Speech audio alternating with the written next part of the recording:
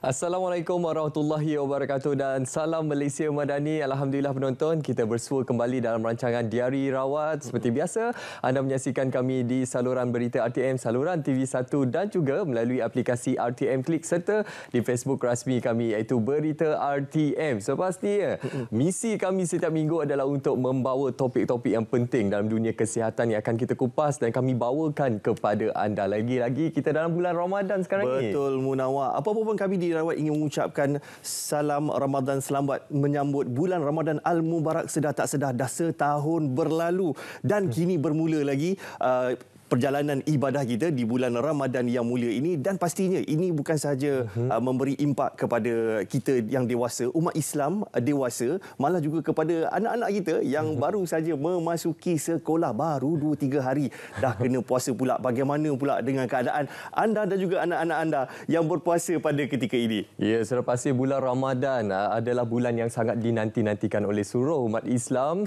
dan kita kalau boleh kita nak jalani ibadah puasa dengan sebaik-baiknya untuk kita mendekatkan diri kepada Yang Maha Esa. Bila bercakap berkenaan puasa ni kan, dari segi saintifiknya, dari segi kesihatannya, puasa ini memberi manfaat yang banyak kepada tubuh badan kita. Bukan sahaja boleh menurunkan berat badan, tapi juga boleh mengurangkan faktor-faktor risiko kepada penyakit kardiovaskular, dan yang paling utama adalah untuk merehatkan dan juga memulihkan pencernaan kita. Betul, Munawar. Ada yang kata berpuasa ni sebenarnya untuk reset kita punya sistem pencernaan kita ni, yang selama ni kita makan macam-macam dan sebagainya. Kena pula, Munawar, biasalah bulan Ramadan mesti ada bazar Ramadan. Dan bazar Ramadan confirm pastinya menyajikan, menawarkan pelbagai juadah yang kadang-kadang tak ada masuk di akal. Semuanya sedap, semuanya viral, semuanya nak try, dan itu kadang-kadang membuatkan sedikit sebanyak mempengaruhi sistem pencernaan kita. Sebab itulah kalau boleh kan, kita semua umat Islam ni, kalau boleh kita nak jalani ibadah puasa ini dengan sebaiknya, dengan sempurnanya. 30 hari kita berpuasa ini. Namun tidak dinafikan, Nirwan, ada dalam kalangan kita semua ni yang mengalami sedikit cabaran kesihatan sepanjang berpuasa ini. Katanya tak boleh nak berpuasa. Ada juga yang mengadu susah sangat nak berpuasa. Sebab apa? Ada masalah seperti gastrik lah, ada GERD lah, dan juga masalah-masalah pencernaan yang lain. Jangan risau, malam ini kami akan bawakan kepada anda topik kita pada malam ini iaitu waspada gangguan pencernaan saat berpuasa. InsyaAllah kita akan kupas satu demi satu bersama dengan pakar kita pada malam ini. Jadi terlebih dahulu kita saksikan teaser topik pada malam ini. Kebanyakan orang menyatakan gangguan pencernaan yang terjadi semasa bulan Ramadan disebabkan perubahan pola makan. Sebenarnya, puasa mendatangkan impak yang baik untuk pencernaan. Tetapi, kenapa kebanyakan orang mengalami gangguan pencernaan semasa berpuasa? Adakah peningkatan bilangan mereka yang menghadapi masalah pencernaan disebabkan paras asid yang tinggi dalam perut kosong? Mari kita lihat penyebab gangguan pencernaan saat puasa di Diari Rawat pada minggu ini bersama tetamu di studio.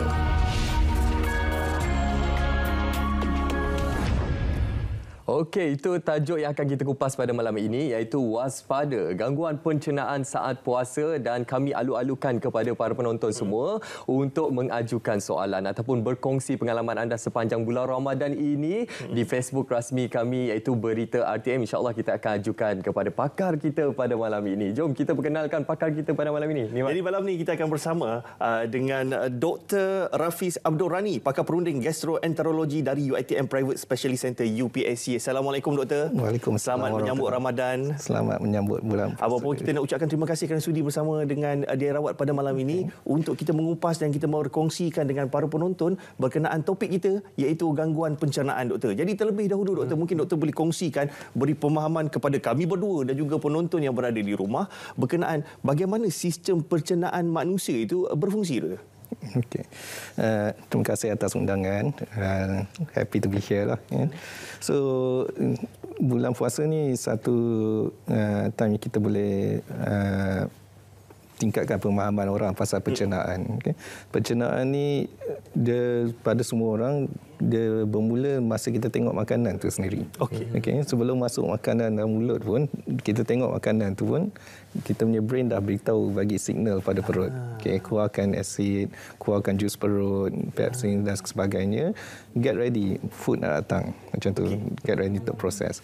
So bila kita makan tu, proses pengunyahan, kita pecahkan makanan kecil-kecil, dia akan masuk satu saluran panggil esophagus.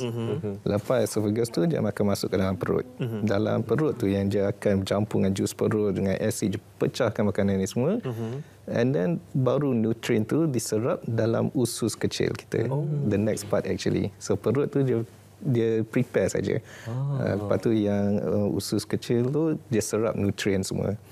And panjang usus kecil tu dalam 7-8 meter macam tu. Dia punya permukaan serapan pun besar. Very very beautiful, cantik. Kalau tengok dalam endoskopi tu macam coral. Macam yang pergi diving semua kan. It looks like that macam tu. So bila masuk usus kecil tu, dia akan serap semua nutrien semua, lepas tu baru masuk ke usus besar kita. Usus besar dalam 1-1.5 meter macam tu, dia boleh scratch, dia boleh pendek, dia boleh scratch. Tapi tugas dia kebanyakan masanya ialah untuk serap air. So yang tu yang beri kekerasan pada najis kita semualah, but solidify it.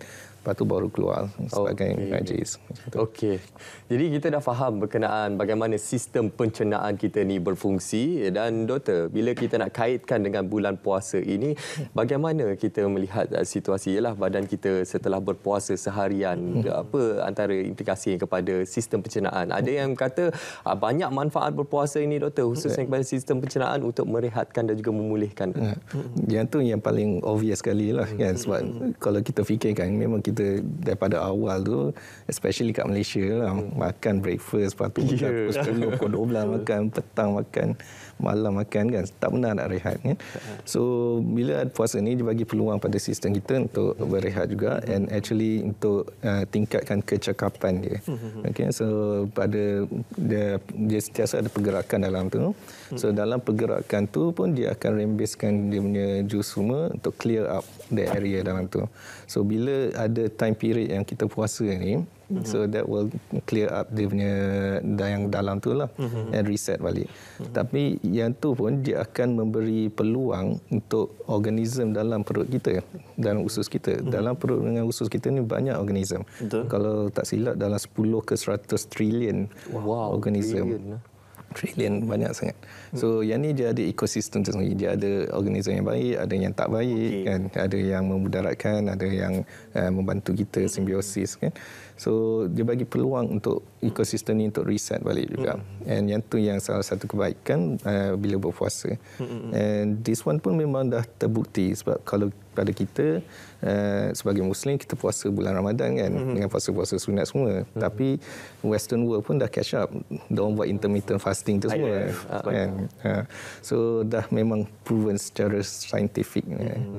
Memang banyak benefit. Baik doktor. Jadi doktor, di samping kebaikan berpuasa itu juga, kita tak dinafikan akan ada juga gangguan-gangguan kepada sistem pencernaan di saat seseorang itu berpuasa. Dan mungkin doktor boleh kongsikan apakah masalah ataupun gangguan yang umumnya berlaku kepada sistem pencernaan bagi mereka yang berpuasa. Biasanya pesakit-pesakit yang datang kat klinik ni, dia the main complaint bila puasa, bulan puasa ni lah, yang favourite-nya gastric. So gastritis, yang gastritis tu radang dalam perut kita, lapisan selaput dalam perut kita. Nombor 2 selalu reflux. Reflux, gastroesophageal reflux disease, yang tu pun quite common juga. And ketiga, keempat tu kebanyakannya daripada pemakanan kita lah. Sama ada dapat sembelit ke, dapat cerit-berit. And selalu juga ada apa kita panggil acute gastroenteritis. Acute gastroenteritis ni, tapi nama yang common dia food poisoning. So very common masa bulan Ramadan ni juga. Okey, itu antara masalah-masalah ataupun gangguan pencernaan yang sering kali berlaku semasa bulan puasa ini yang akan kita kupas satu persatu. Kita dah dengar tadi antaranya akut gastritis dan juga gastrik, kita ada GERD dan beberapa lagi lah. Okey doktor, kalau dalam situasi bulan puasa kan, untuk tahun ni mungkin agak mencabar untuk beberapa negeri, sebab kalau kita lihat Malaysia juga mengeluarkan amaran suhu yang melampau khususnya di beberapa daerah. Jadi bagaimana untuk kita memastikan kita dalam bulan puasa ini ialah kita tak boleh makan, tak boleh minum, kita kekal tidak mengalami dehidrasi ataupun implikasi daripada kekurangan air dan sebagainya. Bagaimana ia memberi kesan kepada tubuh badan kita, Doktor? Okay. So weather memang sangat teruk sekarang kan, panas macam kan. Tapi apa yang kita perlu buat is kita kena prepare for it. Yeah, so daripada segi berpuasa tu tak ada masalah untuk menjalankan ibadah puasa. Cuma kita kena prepare ada penyesuaian untuk ibadah puasa ni. So the main thing pada dalam cuaca panas ni ialah air. So kita kena make sure that kita minum air tu secukupnya. Biasanya recommendation kita minum dalam satu hari tu 8 gelas sehari kan, ataupun 2.5 liter macam tu.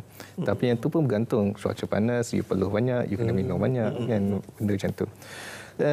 So biasanya dalam bulan puasa ni ada cara je untuk kita achieve that walaupun kita tak minum pada siang hari, you know. So biasanya the general recommendation masa sahur tu, bangun sahur minum 1 gelas air. Okey. Lepas tu dah sahur tu minum 1 lagi gelas. So yang tu dah 2. Lepas tu bila buka puasa, iftar tu buka puasa minum 1 gelas air dan buka puasa makanan ringan dulu, lepas tu solat semua, makan dan minum lagi. Lepas tarawih minum 1 lagi gelas lagi. Sebelum tidur 1 lagi gelas. So bila you total that up, dia lebih kurang sama 8 gelas, 9 gelas macam tu, you know? So kita kena make sure that kita well hydrated untuk tempuhi waktu siang nanti. Okey, Doktor, mungkin secara macam kita di Malaysia mungkin berpuasa dalam berapa 13-14 jam. Tapi mungkin di negara luar yang berpuasa sehingga 21 jam. Bagaimana dia nak make sure ada yang 22 jam yang terbaru ni 22 jam. Hanya 2 jam saja untuk bersahur dan terus di Norway dan terus untuk berbuka puasa lepas tu. Jadi bagaimana Doktor boleh bagi sedikit pandangan berkenaan dengan situasi berpuasa di negara luar? Yang tu susah sikit because dia buka puasa, dia sahur sekali kan. Betul. So yang tu kalau kita tengok area dia, yang lainnya dia walaupun dia panjang dia tak macam Malaysia, panas. Kan dia area dia kawasan yang lebih sejuk kan, so dia kurang kehilangan air daripada pelur, daripada haba. Macam pernafasan kita pun actually air pun hilang juga. Betul. Masa bernafas, masa bercakap semua. So gantung pada faktor-faktor tu juga. Adalah pro and con dia kan. Lagi-lagi ialah air ni berkait rapat dengan sistem pencernaan kita juga, Doktor. Mungkin kita lepas ini nak berbicara berkenaan sembelit pula. Sebab ramai yang tiba-tiba bulan puasa ni dapat pula sembelit, susah pula nak berak. Betul. Banyak simptom sebenarnya yang akan kita kupas sebentar lagi. Tapi sekarang ini kita akan berehat seketika. Kembali selepas ini banyak lagi penerangan istimewa untuk anda, iaitu berkenaan tajuk kita, waspada gangguan pencernaan saat puasa.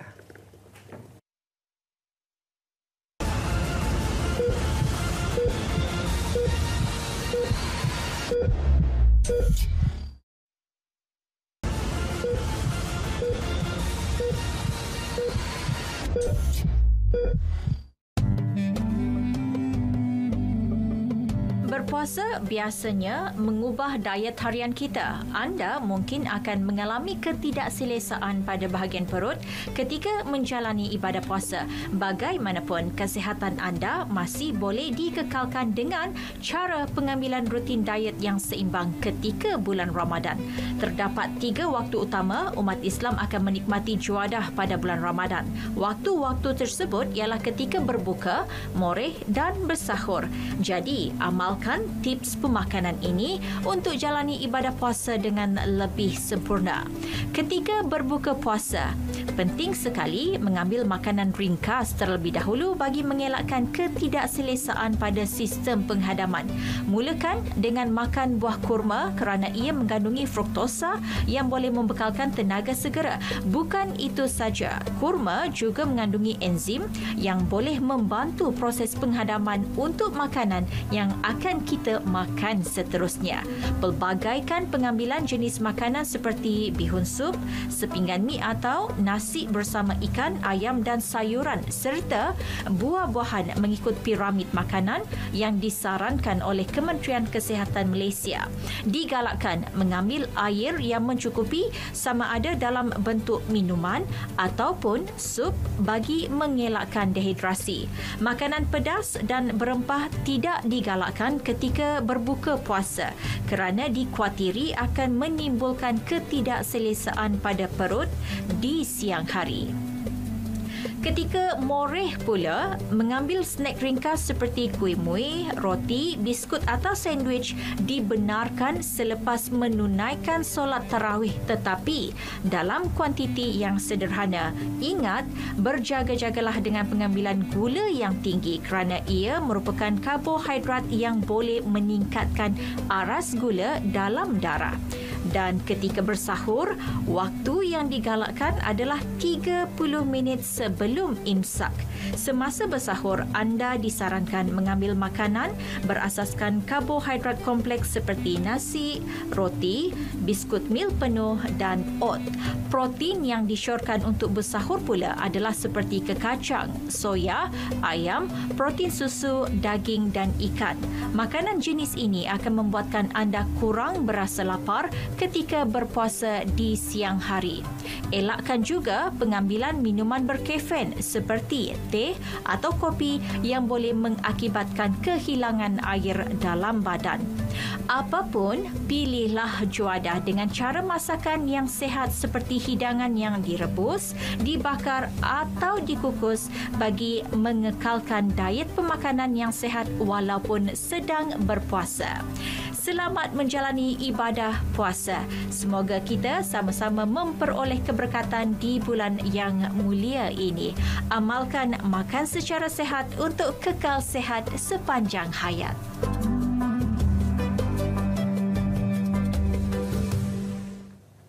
Sebentar tadi kita saksikan tips-tips pemakanan sihat di bulan Ramadan ini yang biasanya kita lihat di merata-rata di sosial media terutamanya pelbagai tips yang dikongsikan oleh pelbagai orang, pelbagai organisasi untuk memastikan yang kita ni berpuasa dalam keadaan yang sihat. Dan seperti kita juga di Daerah mengambil kesempatan itu berkongsikan kepada para penonton. Jadi doktor, untuk dikaitkan dengan tips yang kita dapat saksikan sebentar tadi doktor, biasanya orang kata puasa itu bermula daripada sahur. Terutamanya bagi mereka yang ada masalah gastrik, GERD, sembelit dan sebagainya, doktor. Jadi apa pandangan doktor makanan yang sebaiknya? Yang tadi kita lihat tadi itu tips untuk kebanyakan orang yang biasa, common people. Tapi bagaimana pula dengan orang yang ada masalah gastrik dan GERD? Sahur tu sangat penting. Okay, so the main thing untuk orang yang ada masalah perut ni semua, jenis pemakanan je lebih kurang sama dengan orang biasa. Cuma kita ada penyesuaian juga. Salah satunya kita lewatkan masa bersahur. Yang tu pun salah satu hadis Rasulullah jugalah. Kita lewatkan sahur, segerakan berbuka. So that applies to orang yang ada gastrik, ada reflux ni semua. So bila makan tu, pemakanan tu carbohydrate complex. So kita akan prolongkan dia punya release of energy ni semua kan. So dia lagi sustain. So sampai ke tengah hari, sampai ke pukul 3 macam tu. So, dia tak membebankan sangat. And jangan gelojoh bila makan. Bila makan kalau gelojoh tu, you telan angin sekali. So yang tu yang akan buat tak selesa, bloating, kan, sebu dan sebagainya. So penting kat situ pemakanan karbohidrat kompleks. And then jenis makanan juga. Jenis makanan pun ikut yang disarankan. Yang dalam kata suku-suku separuh tu kan. So ada karbohidrat, ada protein, ada sayur, ada buah-buahan juga. Yang pelawas tu penting juga. So dia akan memastikan the release tu is slow and throughout the day. Tapi at the same time dia tak membebankan pada perut untuk proses dengan lebih kuat. Dan nombor 2 is yang daripada tata cara kita makan tu lah. Jangan makan terlampau banyak. Bila terlampau banyak tu macam untuk penyakit reflux kan, dia akan tolak semua asid ke atas dia. Kalau dah penuh tu memang dia akan tolak asid ke atas dan dapat reflux. And then jangan baring terus kan. Setengah orang lepas sahur tu Masa dulu lah kan selalu kan. Lepas tu sahur, lepas tu tidur baring kan. Itu kebiasaannya doktor. Biasa. Tak sempat nak turun kan. Kena pula budak asrama. Habis-habis tu sebentar nak tunggu subuh, tidur dulu. Betul. Yang tu yang tidur paling nyenyak sekali. Betul. Sebab perut dah kenyang doktor. So disarankan kita lepas makan tu semua duduk tegak, jangan terus baring, jangan terus tersadai kat sofa macam tu kan. Banyak sebenarnya tips-tips penting yang telah diberikan oleh doktor tadi. Dan kalau kita tengok clipping tadi doktor kan, Malaysia memangnya cukup indah dengan pelbagai juadah. Lagi-lagi sekarang ni dah ada bazar Ramadan, memang rambang mata kita jadinya doktor kan.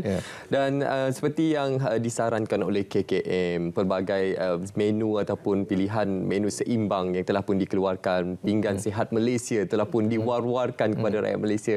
Namun persoalannya doktor, adakah kita benar-benar mengamalkan menu sihat dan juga seimbang sepanjang bulan puasa ni, ataupun kita hanya sekadar mengikut kehendak kita dan akhirnya memberikan implikasi kepada sistem pencernaan kita doktor? Betul tu, sebab kat Malaysia ni macam-macam ada. Makanan Melayu pun ada banyak jenis juga. Tengok video tadi pun macam-macam ada kan. Lepas tu kita ada yang makanan Cina, makanan India, Jepun, Itali semua kan. Dia berbeza dengan negara macam Jepun. Jepun dia makanan homogeneous ya. Satu jenis ya. Kalau kat Western UK ke satu jenis ya, potato base, sandwich base macam tu kan. So kat Malaysia ni dia punya option tu banyak. Tapi pada pengguna masing-masing lah. Sebab yang cassava sendiri juga kan. So tata cara tu penting, tapi kita pun janganlah terlampau apa orang kata ikut hati sangat kan. Nafsu kata orang. Especially kalau macam pergi bazar Ramadan tu, semua you nak ambil ni kan. So pada pemakanan tu penting juga that you tengok macam tadi juga, dia jenis nutrition and also apa yang kita makan. Macam yang berempah, yang goreng, yang minyak banyak ni disarankan untuk dikurangkan lah, sebab dia menambahkan beban pada perut. Lepas tu bila makan tu, lagi satu is model tata cara makan tu. Bila kita segerakan berbuka tu, kita berbuka dengan makanan yang ringan-ringan dulu kan, especially buah kurma tu. Buah kurma tu antioksidan ada, bagi energi kan. So it's a very complete makanan. And then makan ringannya dulu. So we prepare the perut tu, bagi je relax lah bila masa je cenda tu. And then later on baru makan heavy sikit kan. Okey, doktor tadi menyentuh berkenaan kurma kan Iman. Tapi apa yang tular, apa yang viral sekarang ini doktor adalah kurma dan butter. Jadi apa letak pandangan butter kat dalam. Pengambilan kurma dan butter. Kita tahu kedua-duanya ada manfaat dan kebaikan. Bila digabungkan juga memberi kebaikan. Tapi ada juga pandangan-pandangan orang mengatakan bahawa kurma dan butter ni boleh memudaratkan. Ada yang kata tak sedap lah, menipu lah, kata sedap padahal memuakkan dan sebagainya. Apa pandangan doktor? Tengok juga je viral kan. Bila tengok tu nampak macam mungkin sedap juga, sebab dia tengok yang butter tu satu slab je letak kan. Tapi macam semua benda juga, kalau benda yang baik pun kalau kita ambil secara berlebihan pun tak elok juga kan. Saya setuju tu. So macam butter tu dia lemak saturated semua, so tak berapa baik untuk kita ambil dengan banyak. Kalau ambil sikit tu is okay lah. Tapi doktor, butter pun ada banyak jenis doktor. Mungkin butter apa yang sebenarnya yang paling recommended kalau nak makan lah dengan kurma tu doktor? Saya pun tak sure juga. Yang jenis-jenis dia ada yang kata apa macam cheese putih dan sebagainya kan, margarine dan sebagainya. Dia antara margarine dengan butter probably baik sedikit daripada margarine. Tapi kalau yang better is the olive base lah. Pendek cerita dekat sini ni Ruan dan juga penonton, apa jua makanan viral kita perlu tahu dari segi tahap nutrisinya. Kalau nak makan pun berpada-pada, jangan berlebih-lebihan. Kalau boleh kita amalkan makan kurma sahaja cukup lah. Cukup memadai dah. Betul. Doktor, kalau bercakap bulan puasa ni kan, mungkin ada dalam kalangan kita, saya yakin ramai yang sedang menonton sekarang ini mengalami situasi sembelit doktor. Masalah sembelit ni kalau nak kita hadapi setiap hari sepanjang bulan puasa ni satu cabaran juga doktor. Jadi mungkin ada sedikit yang ingin kita sampaikan kepada penonton. Apa tips untuk orang yang mengalami masalah sembelit ini dari segi jenis makanan mereka daripada sahur sampailah berbuka doktor? Sembelit ni dia berkaitan dengan pergerakan pada usus kita. So Bila usus bergerak tu ada yang bergerak laju. Bila bergerak laju tu dia cerit lah. Ada yang bergerak perlahan, dia akan serap lebih banyak air, lebih keras dan akan jadi sembelit. Dia ada variasi pada tiap-tiap individu juga. Okay. So macam setengah orang dia lari 100 meter tu dekat 2 minit. Ada orang lari dekat 15 saat, 20 saat kan. So usus kita pun pergerakan dia pun macam tu juga. Ada yang laju, ada yang perlahan. Tapi yang penting kita bantu usus kita untuk pelancaran pergerakan tu, dan caranya ialah dengan biasanya bahan pelawas. Yang biasanya ialah buah-buahan. Buah-buahan dengan sayur. Okey, buah-buahan apa yang antara yang terbaik, Doktor? Yang biasanya yang baik ialah petik, pisang, macam tu. Jangan yang dia punya serat terlampau tinggi juga. Sebab serat ni dia bagus sebab dia, tapi the problem dengan serat ni dia tak boleh terlampau banyak, dia akan serap lebih air. Kalau terlampau sikit dia tak cukup serap air. So macam tadi juga, benda yang baik pun kalau kita ambil berlebihan pun tak elok juga. Betul. So kena berpada-pada lah. Okey, jadi ada pelbagai lagi soalan daripada kami berdua dan juga penonton. Kami war-warkan kepada anda untuk teruskan berkongsikan soalan di Facebook Berita RTM untuk kita ajukan kepada Dr. Rafiz berkenaan dengan masalah gangguan pencernaan di saat kita berpuasa ini. Saya pasti kita nak kupas banyak lagi selepas ini bersama dengan pakar kita, tapi sekarang ini kita berehat seketika. Sekali lagi kita kembali selepas ini untuk kita mengupas berkenaan topik waspada gangguan pencernaan saat bulan puasa.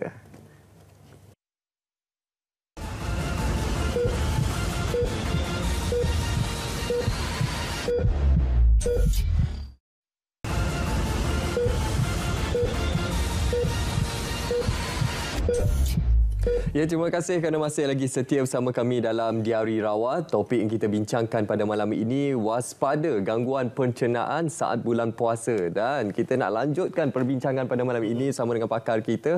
Doktor, ada juga yang menyuarakan, ada yang hantar WhatsApp kat saya yang ingin bertanya soalan kepada doktor. Doktor, saya ada ulcer perut dan kolon dan pernah melakukan kolonoskopi. Dan setiap kali selepas berbuka puasa, antara simptom yang dialami adalah perut akan menjadi pedih, banyak buang angin dan juga ulu hati menjadi pedih. Jadi bagaimana situasi ini, doktor? Saya rasa ramai yang mengalami situasi yang sama, doktor. Okey. So kalau ada ulcer tu, dia peringkat yang lain. Sebab dia biasanya gastritis dia ada satu spektrum daripada yang ringan kepada yang heavy. Yang kat penghujung heavy tu is ulcer. Sebab dia dah masuk ke lapisan-lapisan perut dia, dah merekah, dan berdarah dan lain-lain. Okay. So orang yang ada ulcer tu dia specifically dia kena prepare untuk puasa ni dengan lebih terperinci compared to gastritis. Sebab gastritis ni biasanya mild dengan moderate saja. Tapi yang ulcer ni is actually quite bad juga. So sampai ada yang ada ulcer tak disarankan untuk berpuasa juga, ada juga. Yeah, so tapi bergantung pada individu. So bila ada ulcer ni, the preparation je lain, so termasuk dengan ubat-ubatan juga. So ada ubat-ubatan yang akan mengurangkan asid dalam perut. Dan bila kurangkan asid dalam perut tu, dia prepare untuk healing dalam perut untuk ulcer itulah. Okey, jadi untuk berpuasa ini golongan yang mengalami ulcer perut ini tidak digalakkan ataupun mungkin perlu berjumpa dengan doktor terlebih dahulu untuk mendapatkan nasihat yang lebih lanjut, doktor. Bukan tak digalakkan, dia boleh berpuasa tapi kena preparation je lain sikit. So kena jumpa doktor. Persediaan yang terperinci itu maksudnya bagaimana, doktor? Kalau boleh kita fahamkan kepada penonton. Sebab kadang-kadang orang yang selalu dapat ulcer ni, kita akan suruh makan ubat yang kurangkan asid itulah, dalam grup proton pump inhibitors. So sewaktu sahur? Sewaktu sahur, dan kalau teruk sewaktu buka juga. Dan ada juga yang kita akan prepare sebelum bulan puasa tersebut. So macam lagi 5 hari ke dalam seminggu tu, kita dah start preparing untuk ni. Okey, doktor. Ada juga yang mengadu, doktor, dalam bulan puasa ini bukan setakat mengalami sembelit, malah ada juga yang mengalami najis berdarah, doktor. Jadi mungkin kita boleh halusi perkara ini. Bagaimana kita nak bantu mereka ini yang ingin berpuasa penuh, doktor, tapi dalam masa yang sama menghadapi situasi seumpama ini, doktor? So biasanya bila dah ada najis berdarah dengan ulcer ni lebih kurang sama jugalah. Sebab ulcer tu dia akan sebabkan pendarahan dan akan keluar sebagai najis yang berdarah. Cuma bila ulcer berdarah, ulcer dan juga najis berdarah ni dia dah kira sebagai warning sign. So bila warning sign ni dia kena jumpa doktor, kena check, dan biasanya kita akan buat endoskopi, masukkan skop dalam mulut, masukkan skop ikut bahagian bawah juga. Kena cari punca je kenapa ada pendarahan tu. So pada patient-patient yang macam ni, sebaiknya kita sort out ni semua sebelum bulan puasa. Sebelum bulan puasa. Bukannya waktu berpuasa. Okey, ramai yang sebenarnya yang okeylah bulan puasa nantilah baru nak mulakan, baru nak memulakan dia punya perancangan untuk katakan untuk sihatkan perut, sihatkan pencernaan dan sebagainya. Tapi macam kata doktor, perlu dimulakan sebelum masuk bulan Ramadan ataupun bulan berpuasa. Jadi doktor, sebelum masuk bulan puasa, ramai orang yang mungkin masalah gastrik, GERD, mungkin ada IBS, irritation, yang bowel symptom tu. And then katakan ada masalah gitu, kebiasaannya mereka akan makan 2 jam ke 3 jam senggat masa. Itu waktu biasa, waktu sebelum berpuasa. Tapi di bulan puasa akan ada senggat masa 13 ke 14 jam berpuasa. Dan bermula daripada berbuka puasa sehingga ke sahur tu, bagaimana untuk supaya dia tak memberi impak yang lebih serius ataupun yang lebih teruk kepada perut seseorang yang mempunyai masalah gastrik, GERD sebagainya. Pada kebiasaannya, orang yang ada gastric reflux ni macam tadilah, diorang dah tahu dah lama dah ada simptom ni semua. And dah biasa dah dengan gastric reflux. Dalam seharian tu pun ada. So dah banyak benda yang kebanyakan patient dah tahu apa dia punya trigger. Kan benda ni nak terjadi, kan dia dah prepare semua. So untuk kita kena prepare daripada segi tu. So avoid dia punya trigger. Lain individu lain dia punya trigger. Kan dalam keluarga pun ada yang mak dia trigger je susu, ada yang kata anak dia kata susu lagi elok. So tu dalam satu keluarga kan benda yang sama. So kita kena prevent dengan avoidance ada trigger tu. Kalau boleh sebelum kita start berpuasa jugalah. And start training untuk puasa juga. Daripada kita biasa makan katakanlah patient tu 2 jam sekali makan, mungkin kita lengahkan sikit 3 jam sekali kan untuk anticipate bulan puasa ni. And then campur dengan ubat-ubatan. Tapi yang ubat-ubatan ni kena jumpa doktor lah sebab dia kena nasihat yang terperinci sikit. Tapi dia membantu untuk memulihkan dalam perut kita. Dan ada juga ubat yang membantu untuk prevention. Macam yang ubat yang putih tu, antacid tu, yang macam orang biasa panggil air kapur tu lah. Air kapur. Yang putih tu, dia bagi relief. Tapi dia tak pulihkan. So yang pulihkan biasanya ubat yang biji tu. Tapi ubat biji tu dia makan dia tak rasa elok tu, dia akan ambil masa. Okey, doktor. Yalah, dalam situasi bulan puasa ni kan, saya masih lagi nak berbalik kepada jenis makanan kita sewaktu berbuka dan juga sewaktu bersahur. Dan sekarang ini kita lihat, yalah, ramai dalam kalangan kita ni kalau tak pedas tak boleh nak makan, tak selera nak makan lah. Tapi masalahnya ada yang menyatakan makanan yang pedas, makanan yang masam ini tidak sesuai untuk orang yang mengalami masalah pencernaan. Mungkin doktor boleh kupas perkara ini. Okay. So tapi yang tu dah part of Malaysia lah kan. Mesti kena pedas kan. Tak pedas tak sur kata orang. Kata dia order pun lebih pedas kan. Yang tu sebahagian daripada makanan kita. Tapi kita kena tengok ada masa yang kita boleh makan, ada masa yang kita tak boleh makan kan. So again dia bergantung pada individu. Ada individu dia tak boleh cili langsung. Ada individu tu dia boleh makan cili tapi dia tak boleh makan cili padi. Ada yang boleh makan cili sos saja, cili hidup dia tak boleh. So bergantung pada individu. Dan kebanyakan patient pun dia dah ada this trial and error juga. Dia dah tahu dah yang mana dia punya trigger ni semua. So avoidance daripada segi yang tu lah sebenarnya.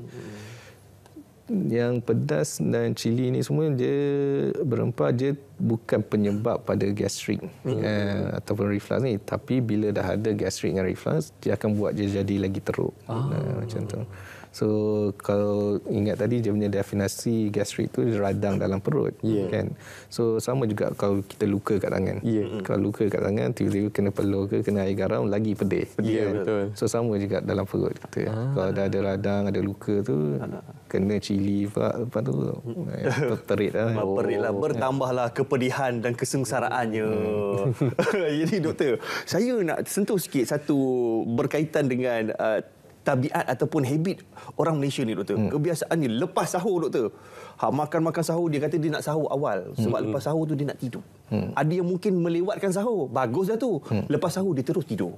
Jadi betul, itu satu. Lepas berbuka puasa, dah lah berbuka puasa, lepas tu nak pergi tarawih, lepas tu moreh, lepas moreh mungkin ada setengah tu yang melepak lagi dengan kawan-kawan.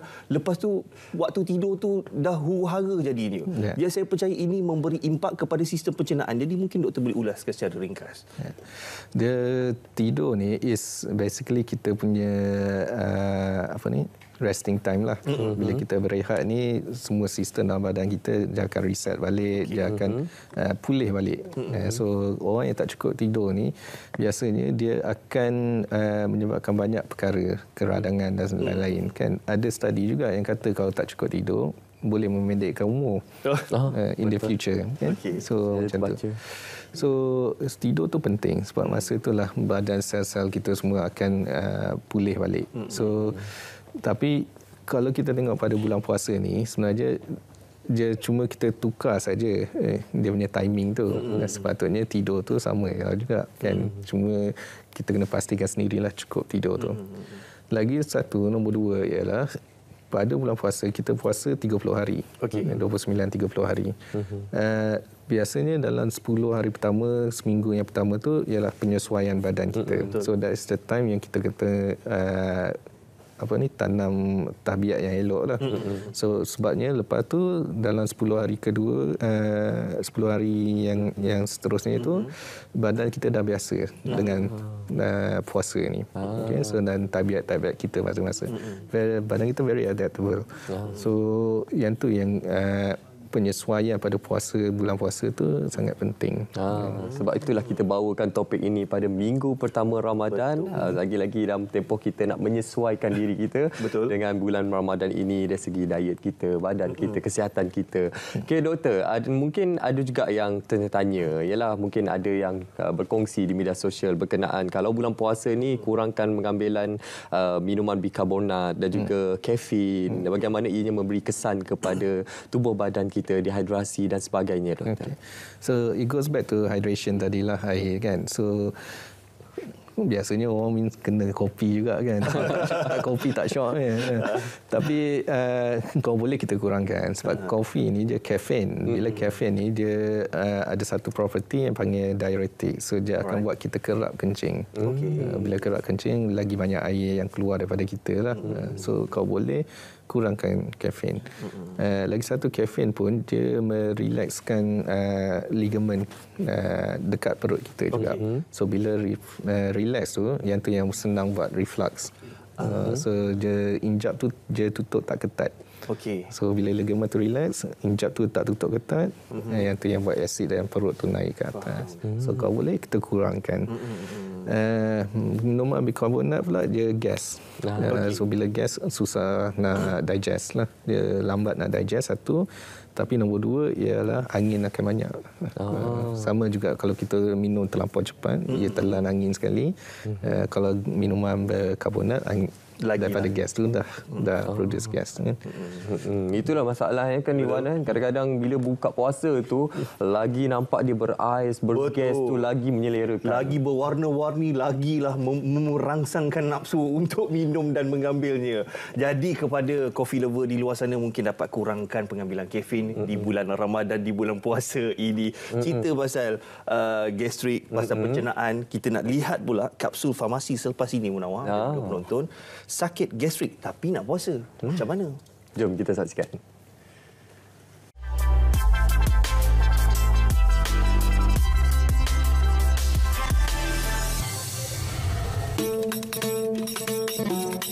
Hai semua, untuk episod kali ini saya nak kupaskan sedikit berkaitan dengan isu sakit gastrik tapi nak puasa. Pesakit yang selalu alami gastrik ini pasti ada masalah untuk berpuasa kan, sebab gastrik juga dikaitkan dengan keadaan tak boleh berlapar. Jadi menyebabkan mereka tak dapat nak teruskan puasa. Dan dalam pada itu masih ramai pesakit yang beranggapan puasa adalah punca tercetusnya serangan gastritis yang kerap semasa berpuasa. Perkara ini selalu dikaitkan dengan faktor tak ambil makanan jadi akan menyebabkan tahap asid meningkat dalam badan. Betul ke? Okey, sebenarnya masa kita berpuasa, sistem penghadaman berehat dan rembesan asid gastrik menurun. Jadi, masalah sakit atau rasa senak perut kesan rembesan asid gastrik yang tinggi adalah tidak betul. Lagi satu, bila ada serangan gastrik, mesti anda kerap ambil ubat tahan sakit untuk kurangkan rasa sakit kan? Tapi sebenarnya pesakit perlu tahu, pengambilan ubat tahan sakit ketika serangan gastrik akan memburukkan lagi keadaan. Sebabnya, bahan yang terkandung dalam ubat tahan sakit ini, ia boleh mengurangkan penghasilan prostaglandin. Prostaglandin adalah sejenis bahan kimia seakan hormon yang bertanggungjawab untuk melindungi lapisan perut kita daripada dihakis asid gastrik. Jadi, bila prostaglandin ini berkurang, maka menyebabkan permukaan dalam perut menjadi mudah terhakis oleh asid gastrik. Jadi, jom saya kongsikan tips ketika berpuasa. Pesakit gastritis dinasihatkan untuk segerakan berbuka puasa sebaik masa waktu. Mulakan berbuka puasa secara ringan, contohnya ambil kurma, makan sedikit kuih atau buah-buahan dan minum air kosong. Kemudian tunaikan dulu solat maghrib, selepas itu barulah ambil makanan yang lebih berat. Hidangan berbuka puasa dan bersahur pula perlu elakkan kategori makanan seperti makanan bergoreng, makanan dalam tin kerana kandungan asid yang tinggi, minuman berkarbonat, makanan yang mempunyai asid yang tinggi seperti limau, oren, tomato, makanan-makanan yang pedas, makan dengan kuantiti yang banyak dan mengambil minuman mengandungi kafein yang tinggi seperti kopi dan teh. Ini penting supaya proses pencernaan makanan mudah berlaku. Seterusnya dapat mengelakkan berlakunya serangan gastrik. Untuk pengambilan ubat pula, kalau arahannya adalah 1 kali sehari, pesakit dinasihatkan untuk ambil ubat pada waktu sahur. Kalau arahannya 2 kali sehari pula, ambil ubat pada waktu sahur dan berbuka. Manakala kalau 3 kali sehari, ambil sewaktu berbuka, bersahur dan selepas tarawih. Jadi pesakit atau orang awam boleh menghubungi Pusat Panggilan Farmasi Kebangsaan National Pharmacy Call Center NPCC di talian 1-800-886722 dari Isnin hingga Jumaat jam 8 pagi hingga 5 petang sekiranya terdapat sebarang pertanyaan lanjut berkaitan ubat-ubatan. Bagi mereka yang ada masalah gastrik, tak bermakna mereka tak boleh berpuasa. Berpuasa sebenarnya adalah baik untuk kesihatan. Pengambilan ubat untuk gastritis yang diberikan oleh doktor dengan betul dapat memastikan pesakit menjalani ibadah puasa seperti biasa. Dapatkan nasihat doktor dan ahli farmasi berkenaan kesesuaian keadaan kesihatan untuk berpuasa, pemakanan dan ubat-ubatan yang perlu diambil ketika berpuasa.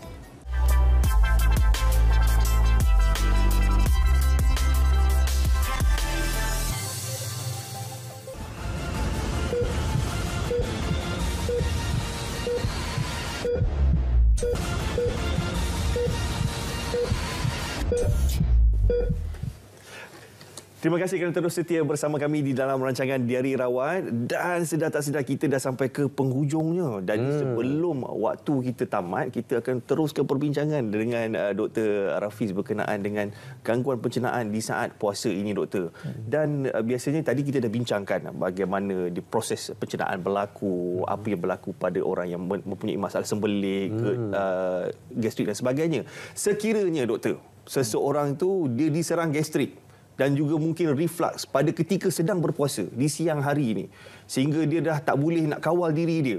Jadi apa tindakan yang sebaiknya dilakukan oleh pesakit tersebut untuk melegakan kesakitan pada ketika itu? Nak tak nak tak ada pilihan, kena buka puasa juga kan? Kena buka puasa. Yang tu yang cantik dengan Islam lah kan, dia very complete.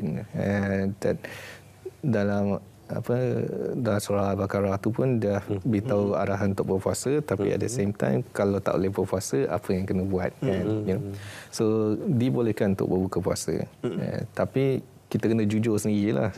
Janganlah kata sakit sikit tiba-tiba gastrik tu kan, itu sebab nak buka puasa kan. So kena jujur dengan diri sendiri satu. Kalau tak tahan tu memang kena buka. And the best thing kalau ada gastrik ataupun reflux ialah yang antacid tadi, yang macam air kapur tu. Okay. So apa ubat tu buat, dia bagi satu selaput pada permukaan perut kita.